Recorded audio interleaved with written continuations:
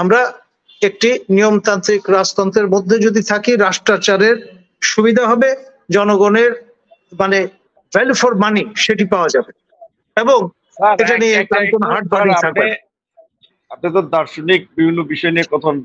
এখন যদি ধরেন রাজতন্ত্র হয়, তাহলে আসলে কি এটা কি রাজার দেশ হবে না রানীর দেশ, মানে প্রধানমন্ত্রী না রাষ্ট্রপতি? আপনারা কতদূর মানে আগাইছেন, একটু টাচ দিলে আমরা একটু বুঝতে পারতাম। গভর্নমেন্ট হবে, অসুবিধা কি? আমাদের দ্বিতীয় এলিজাবেথ দীর্ঘদিন ধরে তিনি রেইন করেছেন না, হার ম্যাজিস্ট্রিজ গভর্নমেন্ট বলা হতো, এখন বলা হয় হিজ ম্যাজিস্ট্রিজ গভর্নমেন্ট। পার্থক্য। তাহলে রাষ্ট্রপতির পদ থাকবে না? রাষ্ট্রপতির পদ কি থাকবে? প্রয়োজন পড়বে না, কারণ হচ্ছে রাষ্ট্রাচার মেনটেন করার জন্য আমরা যদি কনস্টিটিউশনাল মনার্কি এস্টাবলিশ করি, তাহলে অনেক বিতর্কের অবসান ঘটবে। এখন যে মনে চাপা আগুন, সেটা কিন্তু থাকবে না। প্রথমে প্রফেসর ডক্টর নাজমুল হাসান কলিমুল্লাহ স্যারকে কথা বলার অনুরোধ করছি। কিছুদিন পর আমি অবাক হব না বাংলাদেশে যদি আন্দোলন শুরু হয়ে যায় এই দাবিতে যে বাংলাদেশের রাজতন্ত্র আনুষ্ঠানিকভাবে কায়েম করা হোক।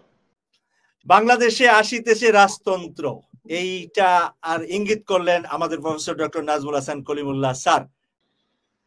গোপীচাঁদের পালা এখন পর্যন্ত পাঞ্জাবের কুরুক্ষেত্রে গীত হয়। এই গোপীচাঁদ কে ছিলেন?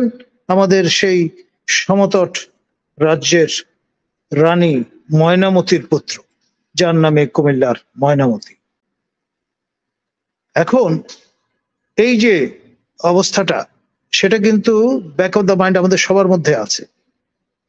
জাতির পিতা বঙ্গবন্ধু শেখ মুজিবুর রহমান এই দেশের প্রজাদের নাগরিকত্ব প্রদান করেছিলেন, নাগরিকে রূপান্তরিত করেছিলেন, এবং মজা হচ্ছে এটা আমাদের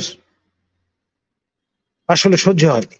এবং সেজন্যই যে যিনি মুক্তির দূত হিসাবে আবির্ভূত হয়েছিলেন, তাকে হত্যার মধ্য দিয়ে এক পৈশাচিক আনন্দ লাভ করেছিল যারা এই কাণ্ডটি করেছিল তারা। আর আপনার এখন যে অবস্থাটা, পুরো দেশ একজনের অঙ্গুলি হেলনে ওঠে এবং বসে। আমাদের জনকীর্তকগণ এটি অনুভব করেন মর্মে মর্মে, ফলে সবাই তাকিয়ে থাকেন তার দিকে। একটা সময় ছিল যখন বিষয়টা এই জেন্ডারকে ঘিরে আবর্তিত হতো। এখন যিনি সর্বোচ্চ ক্ষমতার অধিকারী, তিনি নারী না পুরুষ এই বিবেচনা নিয়ে কেউ আর মাথা ঘামায় না। অমরত্ব এবং তা হয়তো আরো 30 বছর পরে অর্জন করা যাবে, বিজ্ঞান যেভাবে অগ্রসর হচ্ছে।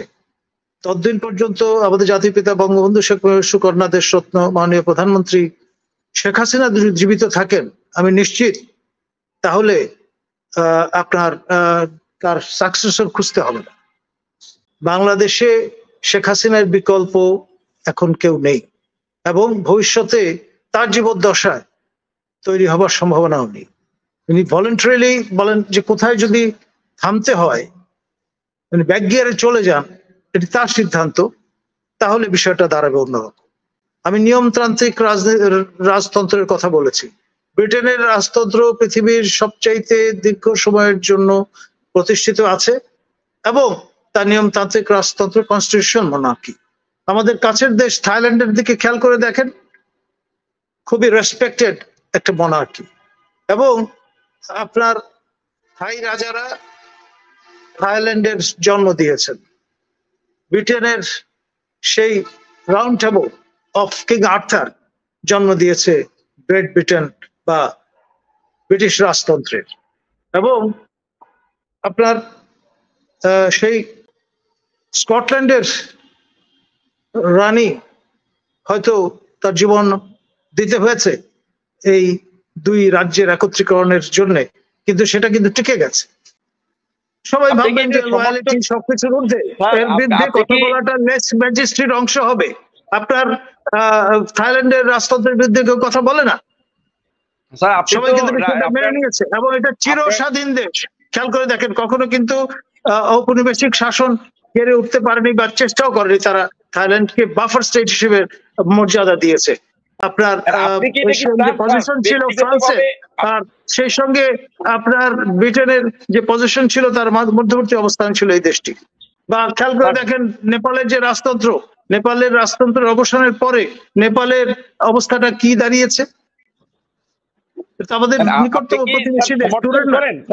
দেখুন, আমি ব্যক্তিগত কোনো মতামত দিচ্ছি না, আমি ব্যক্তিগত কোনো মতামত দিচ্ছি না, জাস্ট অ্যান অ্যানালিস্ট। আমি বিষয়টা একটা প্রক্ষেপণ হিসেবে হাজির করছি।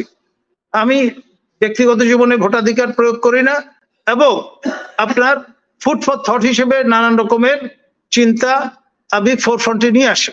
এই ধরনের ব্যক্তি এখন যেটাকে বলতে পারেন আপনি বিরল প্রজাতির প্রাণীতে পরিণত হয়েছে আমাদের দেশে, একমাত্র সলিমুল্লাহ খান ছাড়া।